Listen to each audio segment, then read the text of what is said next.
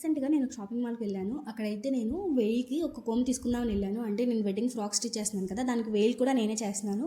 ఇంకా దానికైతే అక్కడ వెళ్ళాను కదా! ఎంతుందో ప్రైస్ ఎలా ఉన్నాయో చూద్దాం మోడల్స్ అని అనుకున్నాను. 2400 చెప్పారు. ఈ వేలైతే చూపించే వేలు.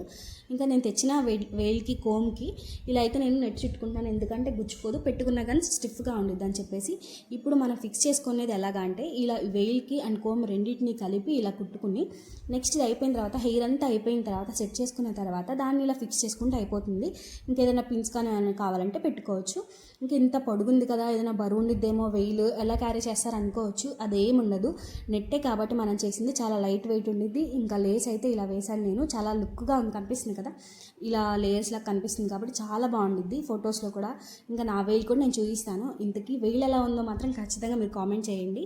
ఇంకా నేనైతే ఇలా పైన స్టోన్స్ ఇచ్చాను అండ్ కింద బ్యాక్ కూడా స్టోన్స్ ఇచ్చాను. ఎందుకంటే పిల్లలు ఎవరైనా పట్టుకున్నా కానీ బాగా కనిపిస్తుంది ఫొటోస్ అలాగా.